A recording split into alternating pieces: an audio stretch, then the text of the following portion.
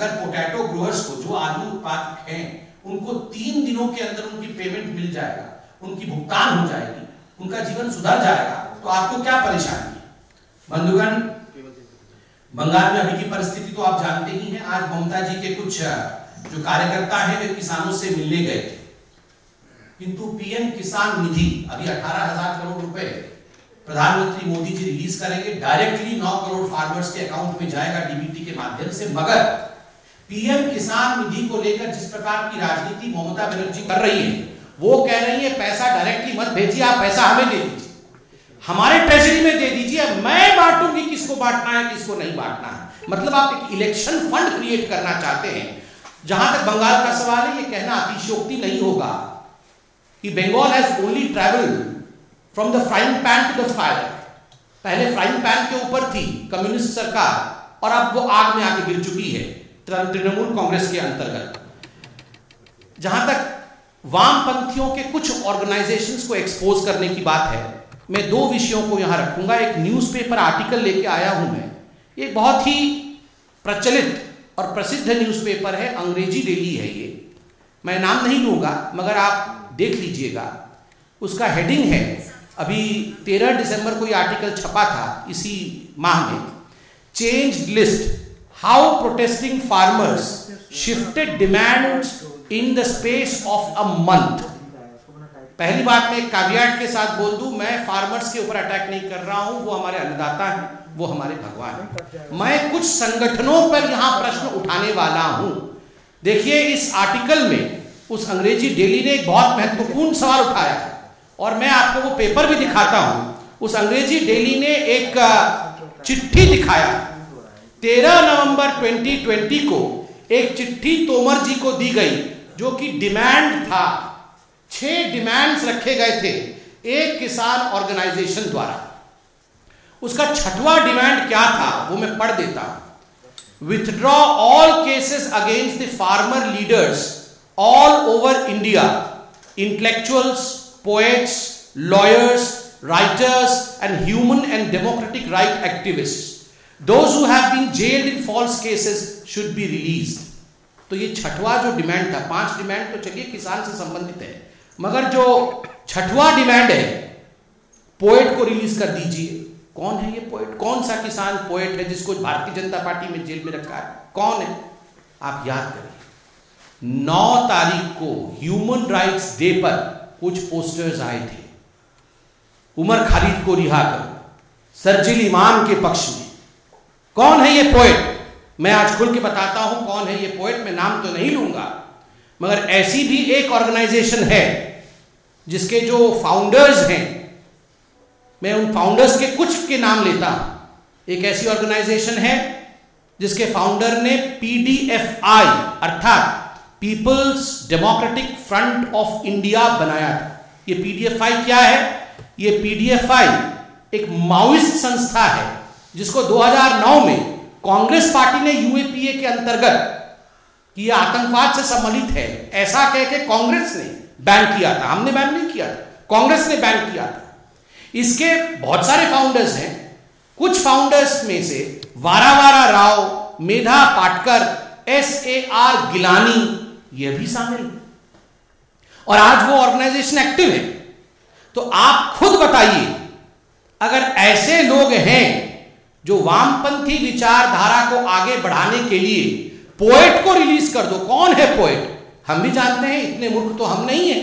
वारावारा राव को रिलीज करवाना आप चाहते हैं। ये वारावारा राव को हमने जेल में डाला है, कोर्ट के माध्यम से वो जेल गए हैं, अपनी करनी के कारण जेल गए हैं। इसलिए किसान, उसका तो दायित्व है, उसका अधिकार है कि वो अपने लिए एक लोकतांत्रिक देश में बिल्कुल संघर्ष कर सकता है और सरकार बातचीत भी कर रही है, आगे भी करेगी। किंतु हम सबको सावधान रहना है कि कुछ ऐसे अवांछित तत्व और खास करके वामपंथी तत्व जो किसानों के बीच किसान बन के घुस गए, उनसे देश को सावधान रहने की आवश्यकता है, वरना वो अपने एजेंडे को चलाएंगे और किसान के जो मुख्य बिंदु है उसे भटकाएंगे। बहुत बहुत धन्यवाद बंधुगण। आप कोई सवाल हो तो जरूर पूछें। सर, यस बताइए। हाँ, राहुल गांधी जो है 11,000 किसानों को हस्ताक्षर लेकर के कल राष्ट्रपति रामनाथ कोविंद से मिल रहे हैं। अच्छा, गोवा से आ गए हैं क्या? लास्ट जब सुना था गोवा में थे का, ठीक है मिलने दीजिए, मगर राहुल गांधी जी को आप बताइए पूरा कि राहुल जी आपने जो मैनिफेस्टो 2019 का है आपने क्यों नहीं पढ़ा? अपना ही मैनिफेस्टो नहीं पढ़े। 2019 में यही वो कांग्रेस पार्टी है जिसने कहा था, अंग्रेजी में कहा था, वो सोचते हैं हम लोग कोई अंग्रेजी नहीं पढ़ेंगे, अंग्रेजी में कहा था if we come to power in 2019 Lok Sabha we will repeal the APMC act, इसको हटा देंगे, पूरी तरह से हटा देंगे कह रहे थे। आप याद करिए किस प्रकार 2019 के चुनाव से पहले इन्होंने अपने राज्यों में जो फल होते हैं, जो पेरिशेबल प्रोडक्ट्स होते हैं, जो सब्जियां होती हैं, उसको एपीएमसी कानून से, एपीएमसी एक्ट से उसके दायरे से बाहर रखा था। एसेंशियल कमोडिटीज एक्ट को लेकर 2019 के ही घोषणा पत्र में स्पष्टतः कहा गया था कि जो एसेंशियल कमोडिटीज एक्ट है this is a law of dark ages और हम इसको रिपील कर देंगे, इसको हटा देंगे। आज अरे उन्हीं के समय याद करिए इन सभी लोगों ने रिकमेंडेशन दिया था, ये जो चीफ मिनिस्टर्स का वर्किंग ग्रुप बना था जिसमें भूपेंद्र हुड्डा जी उसके अध्यक्ष थे, उन्होंने खुद ये रिकमेंडेशन दिया था। शरद पवार जी कृषि मंत्री थे उनके समय, शरद पवार जी ने चिट्ठी लिखा था, आप लोगों ने वो चिट्ठी दिखाया 2010 का 2011 का, जहां तमाम मुख्यमंत्रियों को शरद पवार जी ने चिट्ठी लिखकर यह कहा था कि अब प्राइवेट एंटिटीज को एंटर करने दीजिए, मार्केट को खोलिए, उसे लिबरलाइज करिए। तो ये राहुल गांधी जी ये घर में बैठ के हस्ताक्षर करने से आंदोलन नहीं होता है। जो आप कह रहे थे आज आप उससे पलट रहे हैं, ये आपकी डबल स्पीक और हिपोक्रेसी को दर्शाती है। और वैसे भी राहुल गांधी को देश में कोई सीरियसली लेता नहीं है। पहले आप उनको बोलिए वो बिल पढ़े। एक सवाल ममता बनर्जी पे, किसानों के लिए पैसा प्रधानमंत्री मोदी भेजेंगे, लेकिन ममता बनर्जी ने ऐलान किया है कि 10-10 हजार रुपए मदरसा और नॉर्मल जो स्कूल में पढ़ते हैं उनको उनके अकाउंट में ममता बनर्जी भी अपनी तरफ से भेजेंगी चुनाव से पहले। नहीं देखिए, जहां तक ममता बनर्जी जी का सवाल है वो तो 3M लेकर आई थी, मां माटी मानुष, अब वो 3T बन गई है, तुष्टिकरण, तोलाबाजी और जो वहां पर बहुत लड़ाई हो रही है, हमारे कार्यकर्ताओं को मारा जा रहा है। तो ये जो तुष्टिकरण की राजनीति है इससे कुछ नहीं होने वाला है। ममता बनर्जी जी पहले भी मदरसा को फेवर कर रही थी, उनको पैसे दे रही थी, पहले भी इमामों को वो स्टाइपेंड दे रही थी, एक धर्म विशेष के लिए वो चिंता कर रही थी, अब भी वो वही कर रही है। मगर ये तुष्टिकरण के माध्यम से कुछ नहीं होने वाला है, लोग अब जान चुके हैं।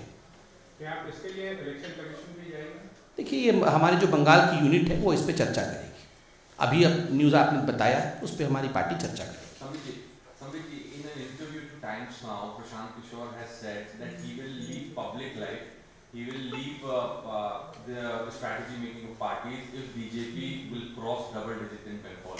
Your reaction? See, I don't think we need to reply to one Mr. Prashant Kishore. कोई आवश्यकता नहीं है उनको रिप्लाई करने के लिए, हम जमीन पे काम कर रहे हैं।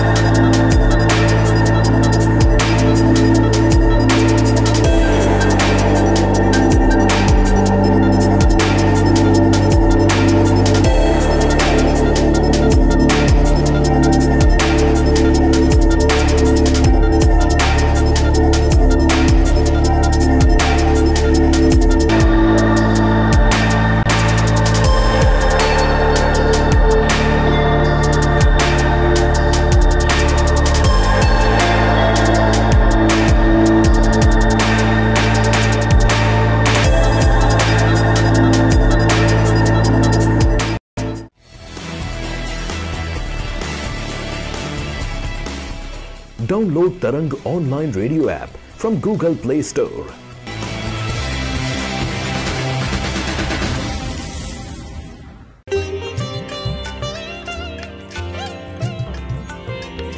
You are listening to Tarang Devotional Online Radio.